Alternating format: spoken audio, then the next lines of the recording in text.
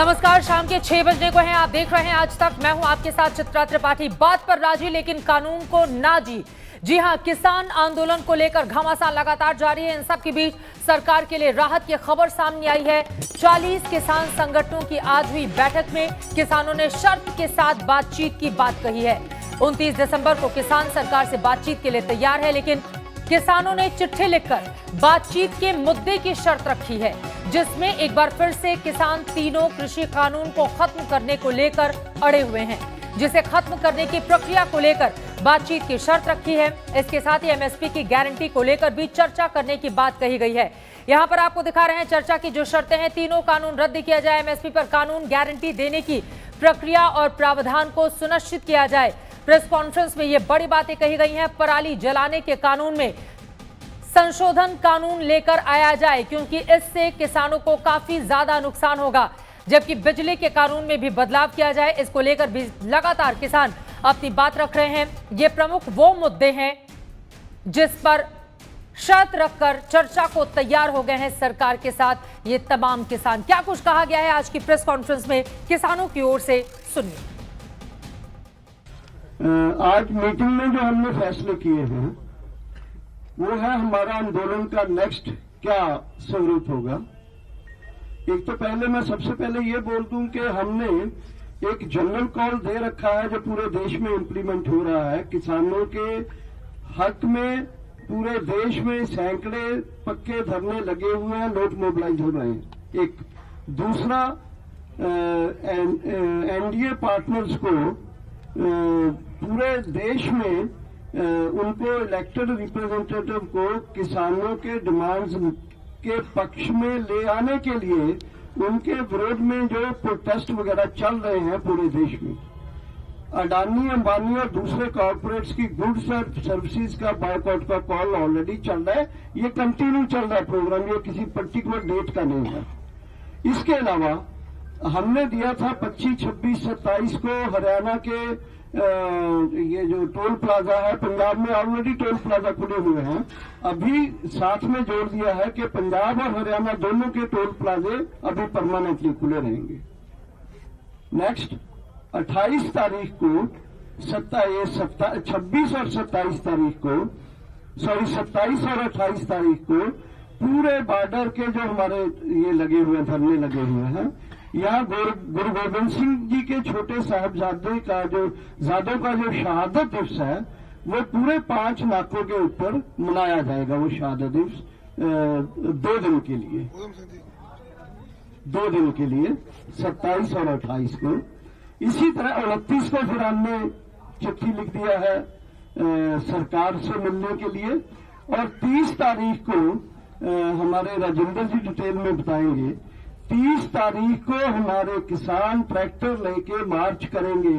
ये जो हाईवे है केएमपी, इसमें सिंगू से लेकर आगे टिकरी से जाके शाहजहां तक जाना, ये एक मार्च, ट्रैक्टर मार्च निकलेगा। इसका डिटेल में राजेंद्र जी बताएंगे। और साथ ही न्यू ईयर ईव 31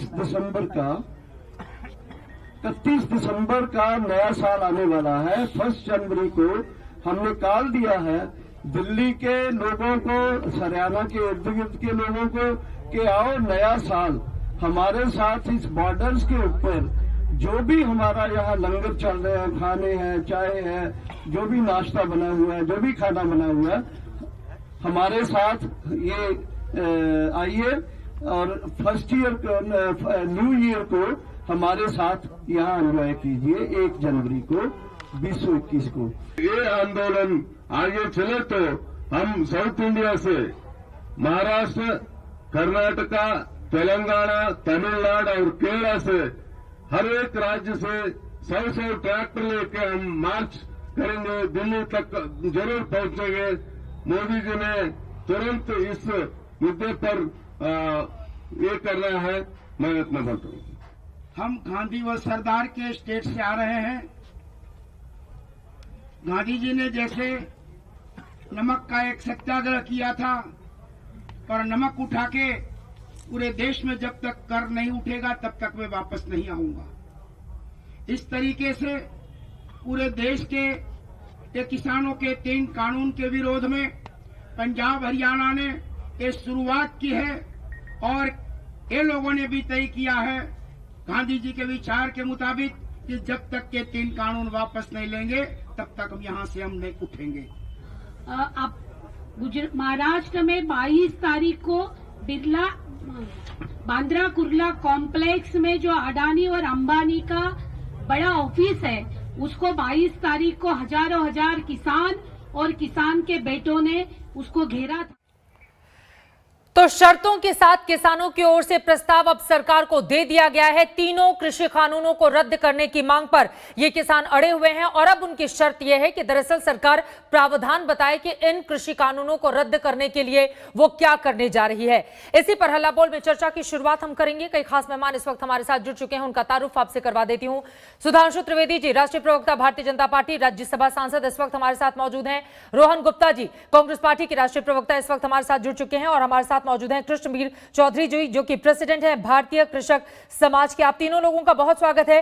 कुछ ही देर में अभय चौटाला भी हमारे साथ जुड़ेंगे और साथ ही शिव कुमार शर्मा जी भी हमारे साथ जुड़ेंगे, जो कि राष्ट्रीय किसान मजदूर महासंघ के राष्ट्रीय प्रेसिडेंट है।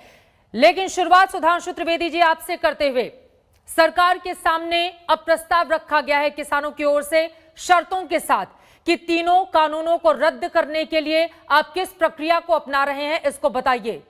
क्या करेगी सरकार? देखिए, सरकार तो पहले दिन से ही खुले मन से, खुले विचारों से, पूरी संवेदनशीलता के साथ, सहृदयता के साथ बात करने को तैयार थी, परंतु कुछ गतिरोध ऐसा आ रहा था कि किसी भी विषय के ऊपर समझौता तो एक स्टेप आगे दोनों के आने से होता है ना। ऐसा तो होता नहीं कि एक तरफा समझौता होगा। अब जहां तक रद्द करने की बात थी, वो लोग ये कहते थे, फिर मैं ये बात दोहराए दे रहा हूं कि एमएसपी कानूनन होनी चाहिए। मान लिया जाए कानून रद्द हो गए तो क्या एमएसपी कानून बन गया? नहीं बना। तो ये बात विचित्र लग रही थी कि इस मांग का इन कानूनों के हटने से क्या संबंध है। जैसे अभी जो प्रेस कॉन्फ्रेंस में दिखाया जा रहा था टोल प्लाजा की बात, अब टोल प्लाजा को फ्री कर दिया जाए, इसका एमएसपी के साथ कोई संबंध समझ में नहीं आ रहा था। और वो जिन लोगों के बारे में पोस्टर लगे थे उसको एक बार अलग छोड़ दें। पराली का एमएसपी के साथ कोई संबंध नहीं, परंतु सरकार उस पर भी तैयार। ठीक है, पराली के कानून के बारे में कोई चीज ऐसी लगती है तो हम उस पर भी विचार करने को तैयार हैं। तो यहां पर मुख्य समस्या यह थी कि पहले तो यह बात थी कि साहब आप इसको विड्रॉ कर लीजिए, परंतु जो मांगे थी उनका विड्रॉ करने के साथ कोई संबंध, कोई तारतम्य नजर नहीं आ रहा था। इसलिए हम ये कहते हैं यदि उन्होंने एक कदम आगे बढ़ाया है तो सरकार पूरी उदार हृदयता के साथ स्टेप को आगे बढ़ाने का प्रयास करेगी। अच्छा, जहां तक वापस लेने की बात है, यहां तो कांग्रेस पार्टी के नुमाइंदे भी बैठे हैं, 56 साल देश की सरकार चला चुके हैं। हाँ। संसद से चला हुआ कानून कैसे वापस हो सकता है, इनको ज्यादा बेहतर पता होगा। यहां पर जो चिट्ठी लिखी गई है सुधांशु जी, उसकी पहली लाइन में पढ़ देती हूं। देखिए किस तरह से सख्त शब्दों का इस्तेमाल किया गया है। अफसोस है कि इस चिट्ठी में भी सरकार ने पिछली बैठकों के तथ्यों को छिपाकर जनता को गुमराह करने की कोशिश की है। हमने हर वार्ता में हमेशा 3 केंद्रीय कृषि कानूनों को निरस्त करने की मांग की है, इसमें संशोधन की मांग की ही नहीं है। सरकार संशोधन की बात कह रही है, इनका ये कहना है कि तीनों को निरस्त किया जाए, इससे कम पर कुछ भी हमें मंजूर नहीं है। देखिए, यहीं पे एक अंतर है। ये कोई भावनात्मक मुद्दा नहीं है कि अंग्रेजों भारत छोड़ो या हम मंदिर वहीं बनाएंगे। ये तो विधेयक है ना, ये बिल है। अब जब बिल है तो उसमें तो आपको कारण सहित बताना पड़ेगा ना, तर्क संगत बात होनी चाहिए कि बिल के अमुक बिंदु के ऊपर हमें आपत्ति है। जैसे मैं उदाहरण देना चाहता हूं, यहां कांग्रेस के प्रवक्ता महोदय बैठे हैं, साइमन कमीशन का आंदोलन हुआ, मैं छोटे मोटे की बात नहीं कर रहा हूं। क्या मांग थी?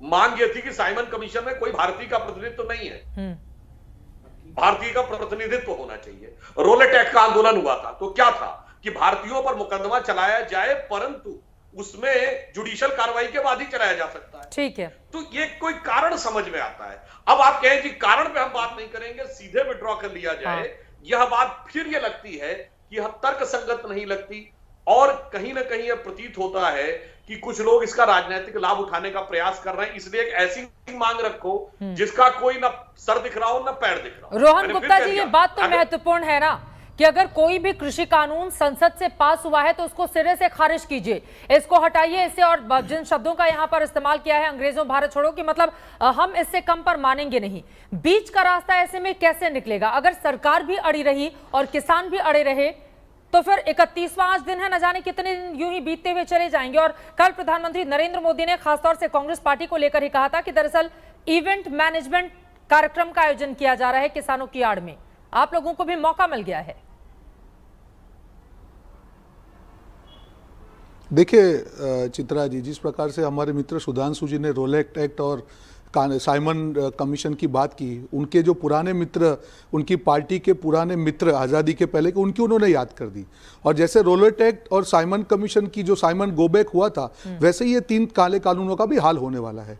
देखिए चित्रा जी, जब बात किसी चीज़ों पे कोई चीज़ थोपी जाती है, मैंने आपकी डिबेट में पहले भी कहा था कि जब किसी पे कोई चीज़ थोपी जाती है तो पहले जिसके ऊपर ये लागू की उसको तो आप पूछिए। आज जो 40 किसान संगठनों ने जिस प्रकार से स्ट्रॉन्ग लेटर सरकार को लिखा कि हमारी क्लियर मांग है कि आप ये 3 जो काले कानून है उसको वापस लेने की हमको प्रोसीजर बताइए, क्यों वापस लेने की बात क्यों हो रही है? क्योंकि इसमें जो आत्मा है, जो मूल मुद्दा है, वही अगर किसानों के खिलाफ है तो क्या आप डिस्कशन की बात करें? संशोधन उस चीज में होता है जब बॉडी का ढांचा होता है। अगर आत्मा में, डीएनए में ही खोट है तो बॉडी तो गलत होने ही वाली है। संशोधन किस बात का? जब आपने ये बिल थोपे थे तब आपने किसी से डिस्कशन नहीं किया। इनका जो किसान संगठन है जो आरएसएस के साथ एफिलिएटेड है, उन्होंने कहा हमसे भी डिस्कशन नहीं किया। तो ये जो इनका अहंकार है चित्रा जी, कि किसी पे भी कुछ थोप दो और अपने मार्केटिंग से उसको समझा दो, ये किसानों के साथ नहीं चलने वाला है। और एक चीज, जिस प्रकार से कल प्रधानमंत्री जी ने इवेंट मैनेजमेंट किया, इतना रुपया, करोड़ों रुपया खर्च करके भी अगर 1 महीने से किसानों को ये नहीं समझा पा रहे हैं कि ये बिल उनकी बेहतरी के लिए,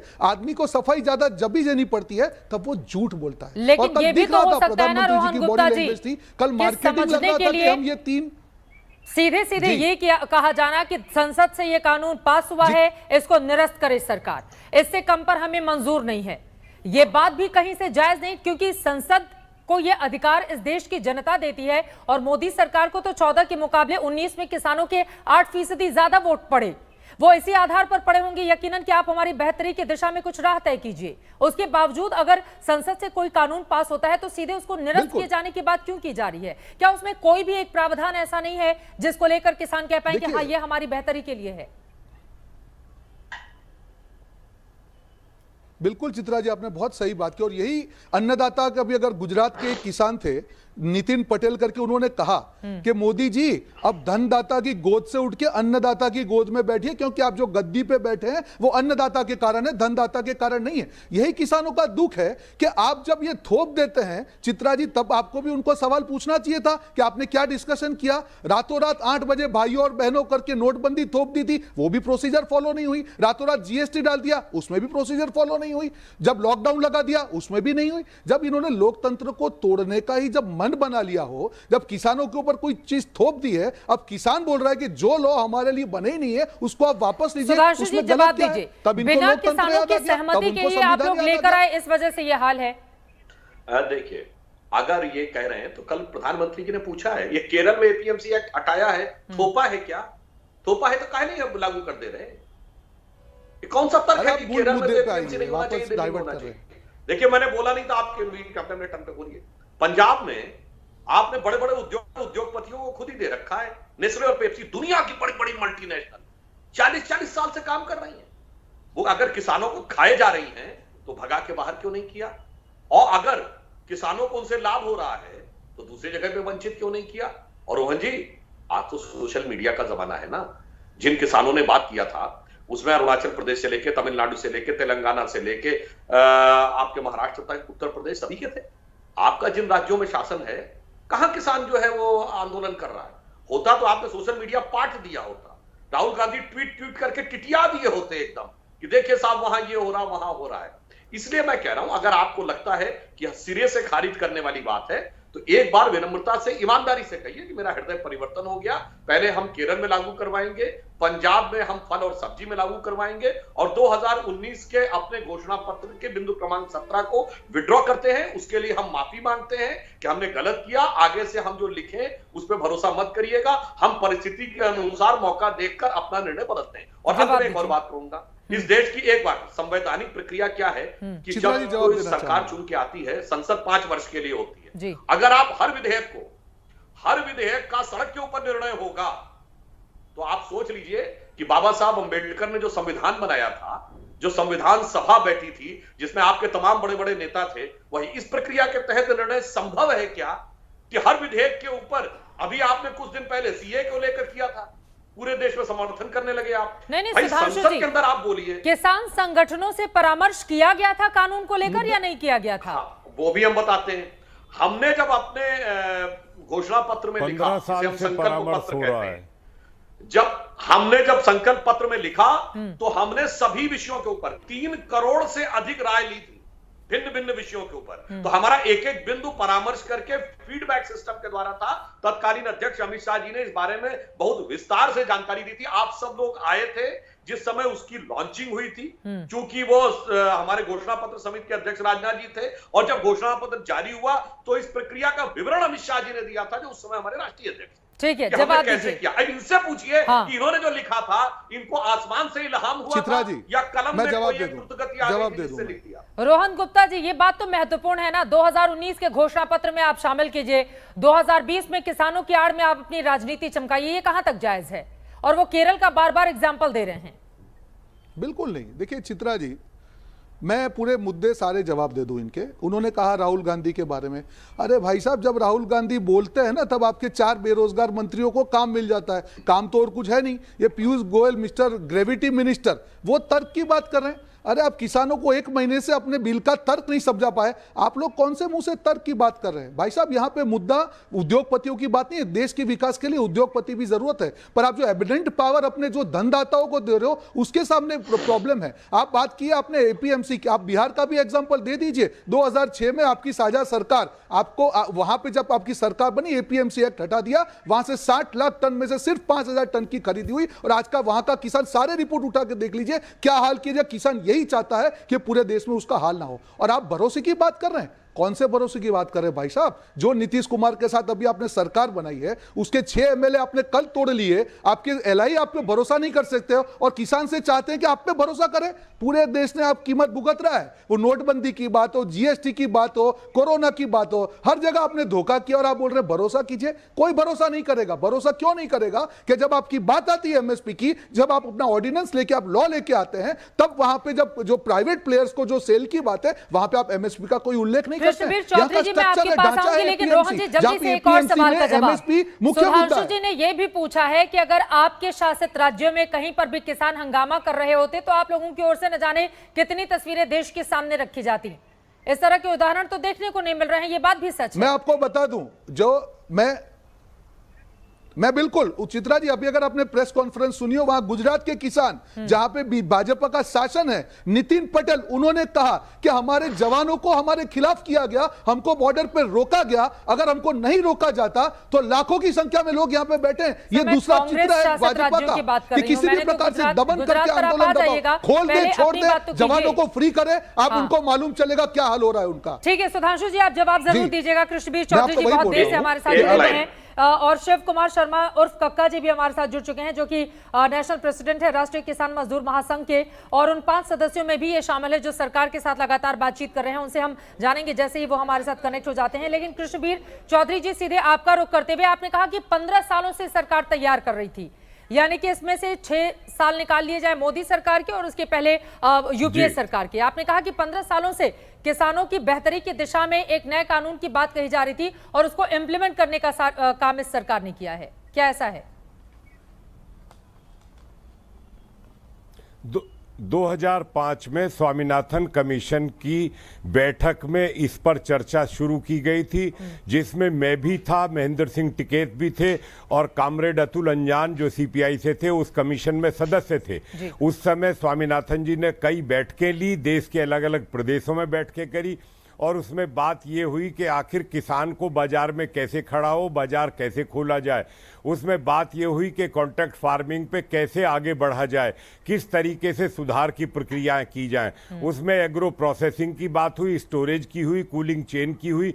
उसमें सारी सुधार की प्रक्रियाओं को, बाजार को सुधारने के लिए, किसान को बाजार खोल के देने के लिए, ये 2005 में हुई। उसके बाद शरद पवार जी ने एक पत्र लिखा, फिर 2007 में शरद पवार जी ने फिर कार्रवाई करी, फिर 11 अगस्त 2010 को पवार साहब ने सारे मुख्यमंत्रियों को निवेदन करा और उसमें साफ लिखा कि जब तक किसानों को बाजार में फ्री मार्केट नहीं करेंगे, प्राइवेट ट्रेडर्स जो है नहीं आएंगे तब तक जो है बाजार की स्थिति किसानों को जो है ऐसे जो है खराब होती रहेगी, कोई रास्ता नहीं है। ये पर उसके बाद भूपेंद्र सिंह हुड्डा जी ने एक बैठक, भूपेंद्र सिंह हुड्डा जी ने बैठक बुलाई, जिसमें पूरे देश से 500 किसान साथियों को बुलाया, हमारे संगठन के भी 125 लोगों को बुलाया।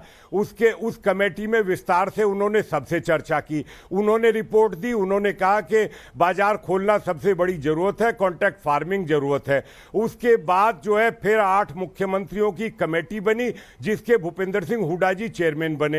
हुड्डा जी ने उस कमेटी की रिपोर्ट जो है 2013 में फिर दी, तो चर्चा ऐसा नहीं। उसके बाद नीति आयोग इस सरकार में बना, उस बैठक में बहुत सारे संगठनों को बुलाया, मुझे भी बुलाया, किसान यूनियन से अभी राकेश टिकैत भी थे, युद्धवीर सिंह भी थे, बहुत सारे साथी थे, हमारे मध्य प्रदेश से लोग थे, गुजरात से लोग थे, हरियाणा से लोग थे, पंजाब से। मेरी बात आज सुन लीजिए, मेरे मित्रों को शायद जानकारी ना हो, मेरे मित्र हैं सब लोग, कोई ये नहीं है। उसके बाद आप ये देखिए 2018 में एक विस्तार से 2 दिन तक चर्चा होती है, सारे प्रदेशों से तमाम किसान संगठनों को, तमाम ट्रेडर्स के ऑर्गेनाइजेशन, तमाम सोशल व्यापारियों के, इनपुट सेक्टर के 7 कमेटी बनती हैं, अलग अलग कमेटियों की रिपोर्ट आती है। उसमें यही है 2 दिन तक के सुधार कैसे हो, किसान की उत्पादकता कैसे बढ़े, किसान बाजार में कैसे खड़ा हो, किस तरीके से लाभ हो। आपने बड़ी बातें कही हैं। अब एक लाइन में, चूंकि शिव कुमार शर्मा जी के पास भी जाना है, उसके बाद ब्रेक के लिए रुकना होगा। एक लाइन में, मोदी सरकार ने अच्छा काम किया है या आपको लग रहा है कि कहीं बड़ी गलती रह गई है? खोलने की मांग करते करते उनके बेटे ने भी ये समर्थन किया। जून में अध्यादेश के बाद राकेश टिकैत ने खुद बयान दिया कि 27 साल से भारतीय किसान यूनियन, हमारे पिताजी मांग करते करते चले गए, तो बाजार खोलने का सब लोगों को वो है। आप देखिए, जब मेन बात क्या है, एक लाइन में सर, एक लाइन में अब हो गई, बाकी के भी मेहमान हमारे साथ जुड़े हुए हैं। प्रतिशत MSP का लाभ सरकार की ओर से अच्छा किया गया है, प्रतिशत को लाभ नहीं मिला, उनको विकल्प चाहिए बाजार का, उनका बहुत शोषण किया बाजार की ताकतों ने। मेरा आग्रह यह है कि उनकी आवाज नहीं, उनके पास पैसा नहीं है, दिल्ली आने की उनकी स्थिति नहीं है। तो मेरे मित्रों, इस बात को समझिए, कोशिश करिए, उस गरीब की आवाज बनिए जिसको आज तक शोषण हुआ, जो गरीबी में, कर्जे में पैदा रहा, कर्जे में एक लाइन में बता दीजिए कृष्णवीर चौधरी जी, मोदी सरकार का ये कानून किसानों के हित में है या नहीं? मेरी आवाज आपको आ रही है? मेरी आवाज आ रही है आपको कृष्णवीर जी? हाँ, बिल्कुल आ रही है। देखिए, बाजार जब विकल्प मिलेंगे तो बिल्कुल हम लोगों के हित में होगा। शिव कुमार शर्मा जी, और कॉन्ट्रैक्ट फार्मिंग हमारी विरोध इतना ज्यादा क्यों, और किसान आपस में ही बटे हुए क्यों है इस पूरे मामले पर? और आप लोगों की ओर से फिर से चिट्ठी लिखी गई है ये कहते हुए कि दरअसल सरकार अब ये बताए कि तीनों कानूनों को निरस्त करने की प्रक्रिया क्या अपना रही है वो। शिव कुमार जी, ठीक है कृष्णवीर जी, मैं लौटूंगी, शिव कुमार जी को बोलने दीजिए। और मंडी के आड़ती सबसे ज्यादा विरोध कर रहे हैं। देखिए, किसान बिल्कुल नहीं बटे हैं। सरकार ये दिखा रही है कि किसान बटे हैं। किसान एकजुट है, एक साथ है, एक मुद्दे पर पूरी ताकत से डटे हुए हैं। और ये जो प्राइवेट मार्केट से फायदा होगा, इसका एक लंबा भाषण चल रहा था जो अभी, मेरी केवल इतनी निवेदन है कि 6 महीना इस कानून को लागू हुए हो चुके हैं और ये कानून देश में चल रहा है। क्या कारण है कि आप कहते हैं बाजार मिलेगा तो रेट अच्छा मिलेगा? 6 महीने में 50% से समर्थन मूल्य के नीचे पूरे देश के किसानों की फसलें बिकी हैं। ये इसका इफेक्ट साफ दिख रहा है 6 महीने में। मक्का क्या भाव बिका है पता है, बाजरा क्या भाव बिका है पता है, गेहूं क्या भाव बिक रहा है पता है। तमाम फसलें भारतवर्ष की 50% से नीचे बिकी हैं। ये इसके दुष्परिणाम आपके सामने दिखाई दे रहे हैं। 70% मंडियां अंतिम सांसें ले रही हैं क्योंकि प्राइवेट मंडियों को बढ़ावा दिया जा रहा है। तो ये केवल भ्रम फैलाया जा रहा है कि हमारे देश के किसान बटे हुए हैं।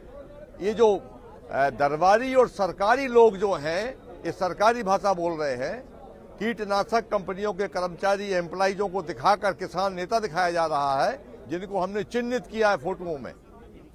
तो किसान कहीं नहीं बटा है, किसान पूरी ताकत से एक साथ है, एक मुस्त है। किसान अपना भला बुरा जानता है कि हमको क्या अच्छा है, चाहिए क्या नहीं चाहिए। प्रेसिडेंट है भारतीय किसान समाज के, कक्का जी, उन्होंने तो क्या दिया है कि ये कानून अच्छा है, आप उनको क्या कह रहे हैं? दरबारी बोल रहे हैं, क्या बात कर रहे हैं? हाँ, ये शोषण आड़तियों ने किया नहीं किया कक्का जी? अरे आप तो लूटा ही पहले अपना चोरों भाषण ने, बंद करिए। इन बिचौलियों ने लूटा है, आप उनकी तारीफ कर रहे हैं। और पहले कृष्णवीर अपना चौधरी जिसने जीवन दे दिया किसानों के लिए, वो तो आप आपने- उसकी बात ये को तो ये आपने कह रहे हैं कि लुटवाया है। आड़ती बहुत अच्छे हैं, आड़ती भले हैं, 3% ये ब्याज आपने लूटते लुटवाया हैं, है। आड़तियों से 3% लुटवाने ब्याज वाले आप लेते ही हैं। हमसे। इन्होंने कम लूटा है हमारे। हाँ। मैं मानता हूं कि एमएसपी का लाभ नहीं मिल रहा, एमएसपी नहीं मिल रहा, ये मांग करो, ये कानून वापस करके, तो अगर वो उन्हीं को लुटवाना है तो आप लुटवाइए, हम नहीं हमको लुटवाएंगे कौन सी ऐसे, मांग हम करना लड़ेंगे। है? हम पूरे देश के इन्होंने किसानों ने बहुत तय लूटा किया आड़तियों है, ने। वही मांग हम कर रहे हैं। एमएसपी की मांग करनी है हमको। आज नहीं, हम तो ये कह रहे हैं कानून खत्म करो। हम कब कह रहे तो हैं? हम एमएसपी की मांग कर हम रहे तो हैं। यही सुन रहे हैं एमएसपी सारा पे दिन। एमएसपी आप को MSP गारंटी की बात गारंटी कहो। का कानून हम बनाओ, ये MSP की हमारी बात मांग कह रहे हैं है कि MSP ये हमारी मांग है। MSP से कम पे कोई कांटेक्ट ना हो, MSP से कम पे कोई ठेका खेती में ना आए। अरे वो तो कर ही रहे हैं भाई, कंपनी कोई नई किसान बात को मत बता MSP रहे से आप। कम पे कोई कांटेक्ट करेगी, MSP उसके खिलाफ ठीक है सर, आप गारंटी दोनों ही का लोगों के कानून- पास मैं वापस लौटूंगी क्योंकि दोनों की ही बात काफी ज्यादा महत्वपूर्ण है और देश को सुनना भी चाहिए। दो अलग अलग राय यहां पर निकलकर सामने आ रही है, लेकिन जो प्रदर्शनकारी किसान है उन्होंने दो टूक कह दिया है कि तीनों कानून रद्द हो, उससे कम पर कुछ भी मंजूर नहीं है। ऐसे में कैसे निकलेगा समाधान? किसान बात पर तो राजी, लेकिन कानून को ना जी। उन्होंने कह दिया है कि सरकार बताए पूरी प्रक्रिया क्या होगी इन तीनों कानूनों को रद्द करने का, निरस्त करने का, और इसके लिए 29 तारीख को दिन के 11 बजे का समय मुकर्रर किया गया है किसानों की ओर से। सरकार की इस पर क्या रहती है राय, प्रतिक्रिया, इस पर इंतजार है। कृषि मंत्री किस तरह की अपनी राय रखते हैं। लेकिन इन सब के बीच आपको ये बताते चले, किसान आंदोलन को लेकर एनडीए को एक और झटका लगा है। आरएलपी ने एनडीए का साथ छोड़ दिया है। हनुमान बेनीवाल ने आज इसका ऐलान किया है। आरएलपी की ओर से एनडीए का साथ छोड़ दिया गया है। अकाली दल के बाद आरएलपी ने तो इस बात को समझे कि एनडीए का साथ किस तरह से बीजेपी का साथ जो एनडीए के बाकी के घटक दल हैं एक एक करके छोड़ते हुए चले जा रहे हैं। हनुमान बेनीवाल की ओर से आज क्या कुछ कहा गया है, सुनिए। आज जयपुर दिल्ली नेशनल हाईवे पर सड़क से ही हनुमान बेनीवाल ने एनडीए छोड़ने का ऐलान कर दिया है। हमारे साथ खुद आरएलपी के संयोजक हनुमान बेनीवाल हैं। बेनीवाल जी, आपने ऐलान कर दिया है एनडीए छोड़ने का। करीब एक महीने के समय के बाद जो आंदोलन शुरू हुआ था, क्या आपको लगता है मोदी सरकार वापस नहीं जाएगी 3 कृषि कानूनों को लेकर, उसकी वजह से आप छोड़ रहे हैं? अब नहीं जाएगी तो नहीं जाएगी। मेरे पास जो हाथ में था, पहले लोकसभा की कमेटियों से इस्तीफा दे दिया, अब एनडीए छोड़ दी, और किसान कौम को अगर आवश्यकता पड़ेगी तो लोकसभा सदस्यता से भी इस्तीफा दे दूंगा। ये मैंने वचन दे रखा है और मैं वचन पे चलने वाला नेता हूँ। जो कहता हूँ वो करता हूँ। इसलिए फॉलोइंग आप देख रहे हो कि लाखों लोग मेरे साथ है। ये शाहजहांपुर का बॉर्डर, या 1000 किलोमीटर दूर से भी लोग आए, और जवानों के साथ कितनी तादाद में किसान यहाँ आया। ये आर पार की लड़ाई लड़ने के मूड के अंदर है। ये तो चाहते हैं कि जबरन हरियाणा की सीमा में घुस के दिल्ली की ओर कूच करें। एक बार बैठ के बात कर लेते हैं। हम भी हिंसा नहीं चाहते। अहिंसात्मक तरीके से जो किसान संगठनों का आंदोलन चल रहा है, हम उनके अंदर कोई पॉलिटिकल माइलेज लेने के लिए भी नहीं है। मुझे तो जहाँ जहाँ आंदोलन सब जगह हो रहा है, मैं वहाँ उस जगहों पे जा भी नहीं पाया। अभी मेरे समर्थक सारे, आरएलपी की सारी टीम में बच्चे सब जगह वहाँ काम कर रहे हैं। मेरा कोई इसमें राजनीतिक माइलेज का मामला नहीं है, लेकिन किसान कौम को दिया हुआ वचन मुझे निभाना था, इसलिए एनडीए मैंने छोड़ दी। मैंने कोशिश भी खूब की, अमित शाह जी को, पीयूष गोयल जी को, इनको ये कहा कि आप किसी न किसी तरीके से इन बिलों को एक बार अबेंस में डाल दें, इनको रोक दें, किसानों से वार्ता करें, जिद छोड़ें। जब हमारी सुनी नहीं गई तो मैंने एनडीए छोड़। एक बात आपने कही कि कोरोना की झूठी रिपोर्ट लाकर आपको संसद से बाहर रखा गया, अगर आप होते तो बिलों को फाड़ के फेंक देता।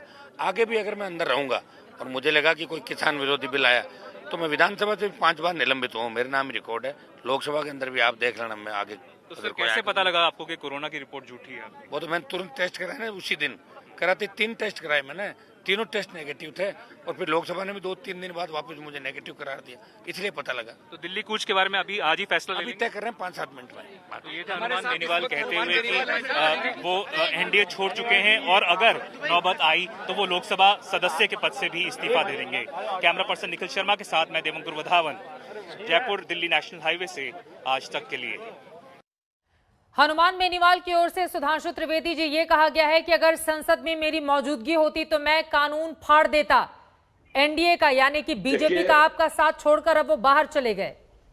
देखिए, हनुमान बेनीवाल जी कितने भोलेपन से बात कर रहे थे। मतलब उनका कोरोना टेस्ट की रिपोर्ट निगेटिव आ गई। जनाब, कोरोना टेस्ट की रिपोर्ट किसी भी एजेंसी को करनी है, तुरंत आईसीएमआर की गाइडलाइन है कि उसको अपलोड करना पड़ता है। अगर ये है तो तीनों अपलोडेड रिपोर्ट दिखा दे कि एक निगेटिव और अगले दिन की पॉजिटिव। दूसरा, सांसद है भाई, हर बिल की कॉपी मिलती है, फाड़ने के लिए संसद के अंदर होना जरूरी नहीं है, और फाड़ने का ऐलान 6 महीने बाद हो रहा है तब, जबकि उनके नागौर क्षेत्र में स्थानीय चुनाव में उनकी पार्टी का प्रदर्शन बेहद निराशाजनक रहा। उसके बाद उन्हें इस बात का अंतर्भूति हो रही है कि 6 महीना पहले जो मुझे मिला था कानून की प्रतिलिपि, वो मैं यदि अंतर होता तो फाड़ देता, और अब मैं पढ़ पाया। मतलब उनको हुजूर आते आते बहुत देर कर दी, 6 महीना लगा कुछ पन्ने पढ़ने में। इससे साफ समझ में आता है कि जितना वो कह रहे हैं उसमें और कुछ नहीं है। तो भाई वो है, मोदी जी की फोटो लगा के चुनाव मांगे थे, वोट मांगा था उन्होंने। हम राजस्थान में सब प्रभारी थे भाई, सब मोदी जी के कार्यक्रम लगा के, पोस्टर लगा के उनके नाम पे वोट मांगे थे। फिर आप देखिए कह रहे हैं कि मुझे अंदर नहीं आने दिया गया। भाई बिल तो तुमने पढ़ लिया था। सुधांशु जी, लेकिन एक एक करके आपके सहयोगी आपका साथ छोड़ रहे हैं। पहले शिरोमणि अकाली दल और अब ये। देखिए, शिरोमणि अकाली दल की तो स्थिति अलग थी। पंजाब की स्थानीय परिस्थितियां जिस प्रकार की बनी थी, उस कारण से अब दूसरा इनकी जो स्थिति है उसमें भी हो सकता है स्थानीय कारण रहा हो। जैसे मैंने कहा कि स्थानीय चुनावों में, हमने पंचायत चुनावों में भाजपा ने बहुत अच्छा प्रदर्शन किया, मगर संयोग से उनकी पार्टी का उनके ही क्षेत्र में प्रदर्शन संतोषजनक नहीं रहा। तो जो भी कारण रहा, मैं उस पर कोई टिप्पणी नहीं करना चाहता। हाँ, एक बात इनकी जरूर बोल दूं, अभी रोहन जी बड़ा बोल रहे थे, ये 2006 में बिहार ने एपीएमसी एक्ट हटा दिया था। तो बस 2 बिंदुओं का उत्तर दे दे। पहला, 2014 तक के 8 साल आपकी सरकार ने केंद्र में, उसके ऊपर क्या ये कोई पत्र भी लिखा? अगर लिखा हो तो हमें प्रेषित कर दीजिएगा। दूसरा, 2015 से 17 तो बिहार में आप सरकार में शामिल थे, तब कृषि मंत्री किस पार्टी का था? कांग्रेस का, और उसने 3rd स्टेज एग्रीकल्चर रिफॉर्म को अप्रूव किया है। यानी उसी व्यवस्था के तहत तीसरे चरण का सुधार कांग्रेस का कृषि मंत्री अप्रूव करता है, और देखिए टीवी पे भाषण देते हैं। जवाब दीजिए रोहन गुप्ता जी। प्रधानमंत्री ने भी कहा है कि कुछ लोग जिंदा रहने के लिए राजनीति में जड़ी बूटी खोज रहे हैं और किसानों का सहारा ले रहे हैं। देखिए, प्रधानमंत्री जी को भाषण पसंद है, संवाद पसंद नहीं है, और उनका संवाद पूरे देश ने कल देखा कि किस प्रकार से उन्होंने संवाद किया, जिसमें जो अगर 2-3 कैमरे सिंधु बॉर्डर पे फीड कर देते प्रधानमंत्री को और देश को असलियत मालूम चल जाती। और प्रधानमंत्री तो बाद में डर क्यों रहे थे, सिंधु बॉर्डर जाके संवाद कर लेते। सुधांशु जी की गलती नहीं है, हमारे मित्र लर्नेड मित्र हैं, और पर ये भाजपा की विचारधारा है। अब जैसे हनुमान बेनीवाल जी, अभी तो उन्होंने कहा, विरोध किया, अब उनको देशद्रोही की राह पे चला दिया सुधांशु जी ने। इतना विरोध में, उनके विरोध में 10 सेंटेंस बोल दिए। अभी उनके एनडीए के पार्टनर है, अभी छोड़ा है, उनके साथ रहे, राजस्थान में चुनाव में भी वो रहे, और आज जैसे ही विरोध किया वो विरोधी हो गए, वो दुश्मन हो गए। ये तरीका नहीं है, ये देश का हमारा फैब्रिक नहीं है चित्रा जी। विरोध जब होता है कोई भी चीज, उन्होंने लॉ को थोप दिया, ठीक है, थोपने के बाद जब इतना बड़ा विरोध हुआ, जहां पे 44 किसानों को शहीद होना पड़ा, तो एक संवेदना होनी चाहिए। कहीं ना कहीं ऐसी चीजें हैं जो किसानों को नहीं आ रही है, उनको बुलाइए, बैठ के बात कीजिए। पर आप ये बोलेंगे कि अगर बात करने की कंडीशन है कि हम लोग और दूसरा आज ही सामना में लिखा है रोहन गुप्ता, शिवसेना जिसके साथ आप सरकार चला रहे हैं, उनकी ओर से कहा गया है कि शरद पवार को यूपीए की कमान सौंप देनी चाहिए, कांग्रेस से अब कुछ हो नहीं रहा है।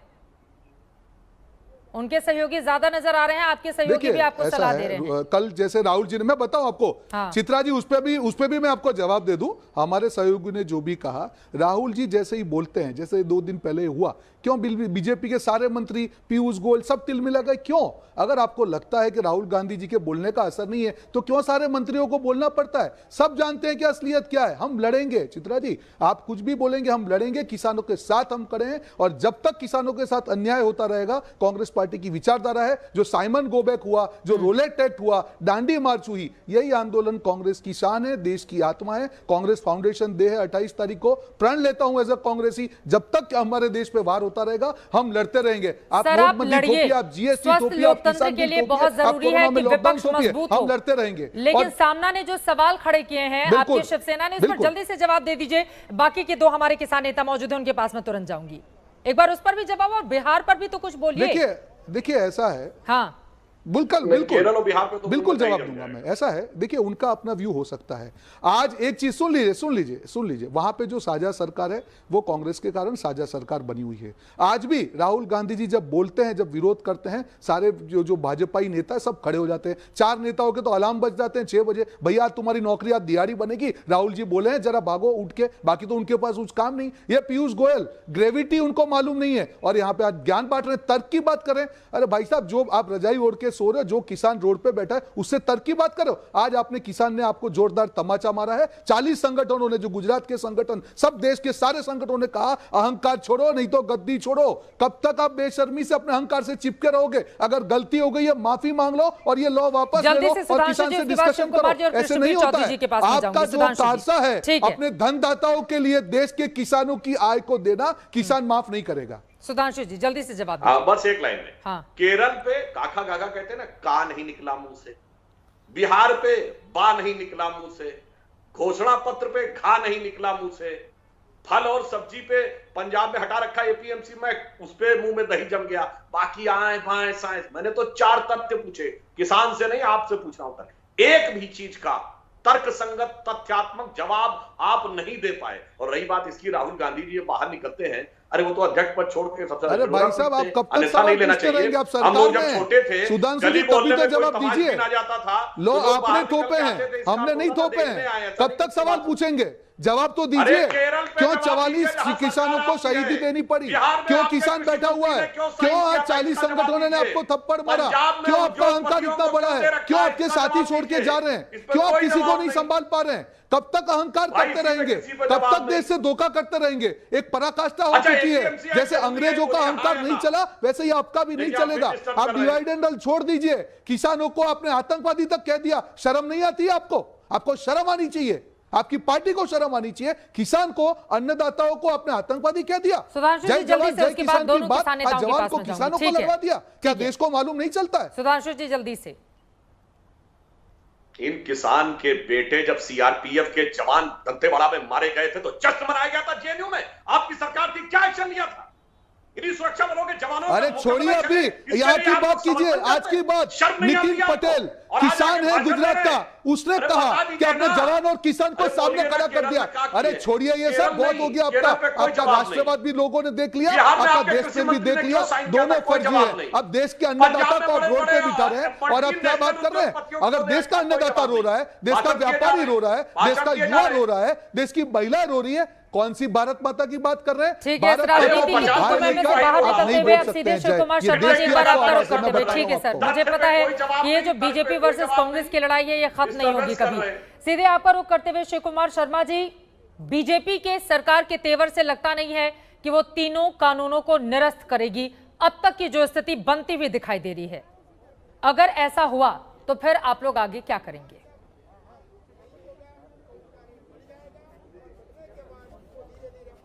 देखिए, कानून तो रद्द करना पड़ेगा, ये लोकतंत्र है।